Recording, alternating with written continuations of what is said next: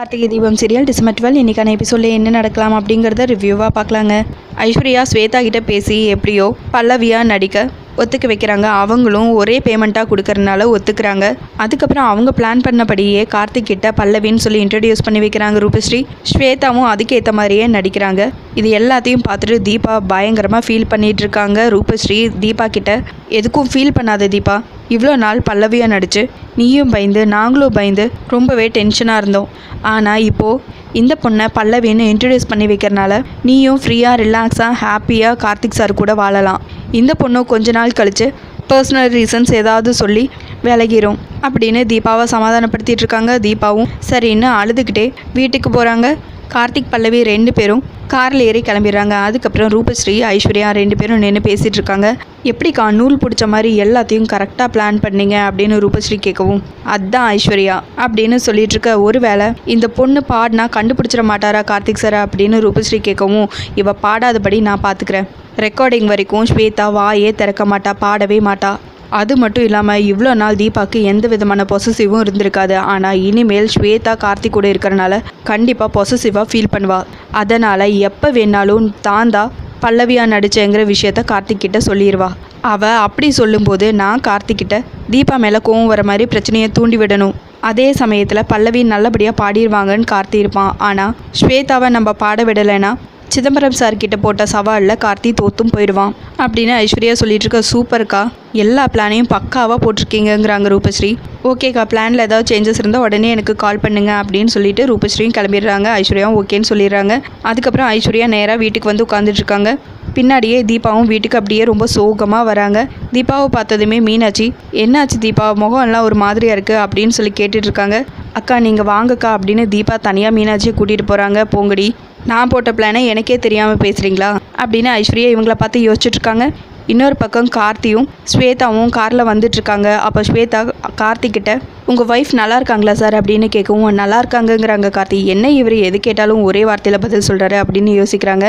சரி, அடுத்த பிட்டை போட்டு பார்ப்போம் அப்படின்னு யோசிச்சுட்டு அவங்கள நான் பார்க்க முடியுமா அப்படின்னு கேட்கவும், கண்டிப்பாங்க, ரெக்கார்டிங் அப்போ பார்த்துடலாங்கிறாங்க கார்த்தி. சரிங்க, உங்கள் ஊருக்கு போய் சேர எவ்வளோ நேரம் ஆகும் அப்படின்னு கேட்கவும், ஒரு 5 மணி நேரம் ஆகுங்கிறாங்க. அதையும் கார்த்திக் கேட்டு ஓகேங்கிறாங்க. என்ன இவர் இதுக்கும் ஓகேன்னு ஒரே வார்த்தையில் முடிக்கிறாரு. எப்படியாவது இவர் வீட்டுக்கு போயே ஆகணுமே அப்படின்னு யோசிச்சுக்கிட்டே, சார் நான் இன்றைக்கி உங்கள் ஒய்ஃபை பார்க்கலாமா அப்படின்னு கேட்கவும், உங்களுக்கு எந்த பிரச்சனையும் இல்லையா, உங்களுக்கு லேட் ஆகிடாதா அப்படின்னு கார்த்திக் கேட்கவும், இல்லை சார், ஆற்காடு போய் எப்படியும் 2 மணி நேரம் வெயிட் பண்ணணும், அதுக்குள்ளே உங்கள் ஒய்ஃபை பார்த்துட்டே போயிடுறேனேங்கிறாங்க. அது கேட்டதுமே கார்த்தி, ஓகேங்க, உங்களுக்கு ஓகேனா எனக்கும் எந்த பிரச்சனையும் இல்லை, வீட்டுக்கு போயிட்டே போயிடலாங்கிறாங்க கார்த்தி. இப்போ ஸ்வேதாவும் ரிலாக்ஸ் ஆகிடுறாங்க. அதுக்கப்புறம் 2 பேரும் சேர்ந்து வீட்டுக்கு வராங்க.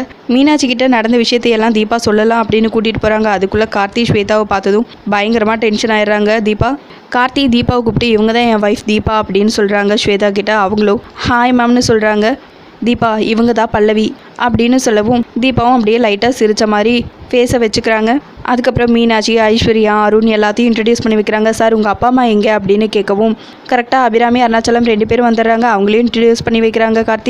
கார்த்தி யாருப்பா இந்த பொண்ணு அப்படின்னு கேட்கவும், அம்மா நான் தான் சொன்னல, இவங்க தான் பல்லவி, இவங்களோட வாய்ஸை மனசில் வச்சு தான் நான் அந்த சிதம்பரத்துக்கிட்ட சவால் விட்டேன். இவங்க ஏற்கனவே நம்ம வீட்டுக்கு கூட வந்திருக்காங்க. ஆனால் நம்மளுக்கு தான் இவங்க யாருன்னு தெரியல. அந்த ரூபஸ்ரீ இருக்காங்களா, அவங்க ஒரு ஃப்ராடுமா, இவங்களோட வாய்ஸை வச்சு தான் அவங்க இவ்வளோ நாளாக ஏமாற்றிட்டு இருந்திருக்காங்க அப்படின்னு சொல்லிட்டு ஃப்ளாஷ்பேக் எல்லாம் அப்படியே கார்த்தி லைனாக அவங்க அப்பா அம்மா கிட்டேயெல்லாம் சொல்கிறாங்க. அது கேட்டதும், அப்படியாப்பா அப்படின்னு அபிராமி கேட்க, சாரிங்க, எனக்கு வேறு வழி தெரியல, அதனால தான் நான் இவங்க பண்ண தப்புக்கு கூடவே இருந்துட்டேன். கார்த்திக் சாரால் தான் நான் இப்போ கூட வெளியே வந்திருக்கேன் அப்படின்னு அவங்க சொல்லவும், எல்லாமே சரியாயிரும், பரவாயில்ல விடுமாங்கிறாங்க அபிராமி. தீபா, அதே நீயா இருந்தால் இவங்க இப்படி தான் சொல்லியிருப்பாங்களா, வேறு மாதிரி பேசியிருப்பாங்கங்கிறாங்க மீனாட்சி தீபா கிட்ட. அதுக்குள்ளே ஸ்வேதா அபிராமி கிட்ட ஆசீர்வாதம் வாங்குறாங்க. அவங்களும் ஆசீர்வாதம் பண்ணுறாங்க. ஏன் கார்த்தி, ரெக்கார்டிங் எப்பப்பா அப்படின்னு அபிராமி கேட்கவும், அம்மா இந்த வீக்கில் ஏதோ ஒரு நாள் ஃபிக்ஸ் பண்ணுங்கிறாங்க கார்த்தி, புதன்கிழமை வேப்பா, கிருத்திகா ரொம்ப நல்ல நாள் அப்படின்னு அபிராமி சொல்லவும், ஓகேமாங்கிறாங்க கார்த்தி. சார் அதுக்கு இன்னும் 2 days தானே இருக்குது, நான் அதுக்குள்ளே ஊருக்கு போயிட்டு இங்கே திரும்பவும் வர்றது ரொம்ப ரிஸ்க்கு சார், நான் இங்கேயே எங்காவது ஸ்டே பண்ணிட்டா நல்லாயிருக்கும், எனக்கு உங்கள் வீடாக இருந்தால் கூட ஓகே தாங்கிறாங்க ஸ்வேதா. இல்லைங்க, நான் வேணா உங்களுக்கு லாட்ஜ் மாதிரி ஏதாவது அரேஞ்ச் பண்ணி தரவாங்கிறாங்க கார்த்தி. இல்லை சார், எனக்கு அங்கெல்லாம் தங்கி பழக்கம் இல்லைங்கிறாங்க ஸ்வேதா. சரிங்க, அப்பார்ட்மெண்ட் மாதிரி ஏதாவது ரெடி பண்ணி தரட்டுமா அப்படின்னு கார்த்திக் கேட்கவும், இல்லை சார் அப்படின்னு அவங்க சொல்லிட்டு இருக்காங்க. அதுக்குள்ளே அபிராமி, அவங்களுக்கு தான் இதெல்லாம் பழக்கம் இல்லைன்னு சொல்கிறாங்கல்ல, அவங்க நம்ம வீட்லேயே தங்கிக்கிட்டும் கார்த்தி அப்படின்னு அபிராமி சொல்லவும், ஓகேங்க, நீங்கள் இங்கேயே தங்கிக்கோங்கிறாங்க கார்த்தி. சரிம்மா பல்லவி, இன்றைக்கி சாயங்காலம் வீட்டில் பூஜை இருக்குது, அதில் நீ தான் பாடணுங்கிறாங்க. இவ்வளோ நேரம் நம்ம எதிர்பார்த்ததை விட சூப்பராக நடிச்சிட்ருக்காளே அப்படின்னு ஐஸ்வர்யா யோசிச்சுட்ருக்காங்க. அதுக்குள்ளே இந்த ட்விஸ்ட்டை கேட்டதும் இது நம்ம நினைக்காத ட்விஸ்ட்டாக இருக்கே அப்படின்னு யோசிச்சுட்ருக்காங்க. பல்லவியாக நடிச்சிட்ருக்க ஸ்வேதாவும் இதுக்கு ஓகே சொல்லிடுறாங்க. சரிம்மா மீனாட்சி, நீங்கள் போய் பூஜைக்கு தேவையான வேலையெல்லாம் பார்த்துருங்க அப்படின்னு அபிராமி சொல்லவும் சரின்னு மீனாட்சி தீபா 2 பேரும் அங்கேருந்து கிளம்பிடுறாங்க. அபிராமி பல்லவியை கூட்டிகிட்டு போய் ரூம் எல்லாம் காட்டுமா அப்படின்னு சொல்லவும் ஐஸ்வர்யா ஸ்வேதாவை கூட்டிகிட்டு போகிறாங்க ரூமுக்கு. அங்கே உள்ளே போனதுமே ஐஃபை கொடுத்துக்குறாங்க. எப்படிக்கா ஈவினிங் வேறு என்ன பாட சொல்லியிருக்காங்களே அப்படின்னு ஸ்வேதா கேட்கவும் நீ எதுக்கும் ஒரி பண்ணிக்காத, நீ பாடும்போது கண்டிப்பாக கார்த்தி இங்கே இருக்க மாட்டான் அப்படின்னு சொல்லிட்டு உடனே சிதம்பரத்துக்கு கால் பண்ணுறாங்க. 3 பேரும் சேர்ந்து ஏதோ பிளான் பண்ணுறாங்க. இன்னொரு பக்கம் தீபா மீனாட்சி 2 பேரும் பேசிகிட்டு இருக்காங்க. அங்கே ரெஸ்டாரண்ட்டில் நடந்த எல்லா விஷயத்தையும் தீபா அப்படியே மீனாட்சி கிட்ட சொல்கிறாங்க. இதெல்லாம் கேட்டு மீனாட்சி எப்படி தீபா எப்படி இருந்தாலும் குரலை கண்டுபிடிச்சிருவாரே கார்த்தி இன்னைக்கு சாயங்காலம் அப்படின்னு சொல்லவும் ஆமாக்கா அவர் நிச்சயம் வாய்ஸை கண்டுபிடிச்சிருவாங்க அப்படின்னு தீபா சொல்லிட்டு இருக்காங்க. இவங்க 2 பேரும் இப்படி பேசிட்டு இருக்கும்போது கரெக்டாக அபிராமி வந்துடுறாங்க. என்ன பூஜைக்கான வேலையை பார்க்க சொன்னால் நீங்கள் என்ன பண்ணிட்டு இருக்கீங்க அப்படின்னு கேட்கும். உடனே 2 பேரும் அங்கேருந்து கிளம்பி போயிடுறாங்க. அருணாச்சலம் அபிராமி 2 பேரும் உட்காந்துட்டு இருக்காங்க. அப்போ அருணாச்சலத்துக்கு ஒரு கால் வரவும் அட்டன் பண்ணி பேசுகிறாங்க. சார் காரை சர்வீஸ்க்கு கொடுத்துருந்தீங்க, ரெடி ஆகிடுச்சு சார் அப்படின்னு சொல்லவும் சரி நான் வந்து எடுத்துக்கிறேங்கிறாங்க அருணாச்சலம். ஃபோனை கட் பண்ணதுமே ஏங்க நீங்கள் போகிறீங்க, டிரைவர் அனுப்பிச்சி விட்டால் அவர் எடுத்துகிட்டு வர போகிறாரு அப்படின்னு அபிராமி சொல்லவும் இல்லை நான் சும்மா தானே இருக்கேன், நான் போயிட்டு வரேங்கிறாங்க அருணாச்சலம். அதுக்கப்புறம் அந்த இடத்துக்கும் ரீச் ஆகிடுறாங்க அருணாச்சலம். என்னப்பா கார் ரெடியா அப்படின்னு கேட்கவும் இல்லை சார் ஒரு வாட்டர் வாஷ் மட்டும் பண்ணணும், நீங்கள் கொஞ்ச நேரம் வெளியே எங்காவது இருக்கீங்களா, நான் முடிஞ்சதும் சொல்கிறேன் அப்படின்னு மெக்கானிக் சொல்ல என்னப்பா இது முடிஞ்சதுன்னு சொல்லி தானே வர சொல்லிங்க, இப்போ என்னடானா இப்படி சொல்கிறீங்க, சரி சீக்கிரம் முடிங்க அப்படின்னு சொல்லிட்டு அருணாச்சலம் கொஞ்சம் தள்ளி இருக்காங்க.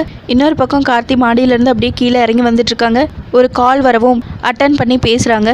சார் இங்கே ஒரு பெரியவர் மயங்கி விழுந்து கிடக்குறாரு அப்படின்னு சொல்லவும் கார்த்தி பயந்து போய் அவங்க அப்பாவை நினச்சி வேகமாக கார் எடுத்துகிட்டு அங்கேருந்து கிளம்புறாங்க. இது எல்லாத்தையும் பார்த்து ஐஸ்வர்யா அப்படியே சிரிச்சுக்கிட்டே நின்றுட்டுருக்காங்க. சிதம்பரம் ஐஸ்வர்யா 2 பேரும் போட்ட பிளான் தான் கார்த்தி இப்போ வெளியே போகிறதுக்கான ரீசன். இன்னொரு பக்கம் பூஜைக்கு எல்லாம் ரெடி பண்ணி பல்லவியான ஸ்வேதாவும் பாட போகிறாங்க. அதுக்கு எல்லாத்தையும் ரெடி பண்ணிட்டு இருக்காங்க. கார்த்தி போகிற வழியிலேயே அருணாச்சலத்துக்கு கால் பண்ணுறாங்க. அவரும் அட்டன் பண்ணி பேசுகிறாரு. என்னப்பா நான் மயங்கி விழுந்துட்டேனே, நான் நல்லா தான் இருக்கேன், கார் எடுக்கிறதுக்காக வந்திருக்கேன்ப்பா, யாரோ வேணும்னே பொய் சொல்லியிருக்காங்க அப்படின்னு அருணாச்சலம் சொல்லவும் கார்த்தி அடுத்ததான் என்ன பண்ண போகிறாங்க அப்படிங்கிறத நாளைக்கு வரக்கூடிய எபிசோடில் பார்க்கலாங்க. இந்த வீடியோ உங்களுக்கு பிடிச்சிருந்தா லைக் அண்ட் சப்ஸ்கிரைப் பண்ணி நம்ம சேனலை சப்போர்ட் பண்ணுங்கள். தேங்க்யூ.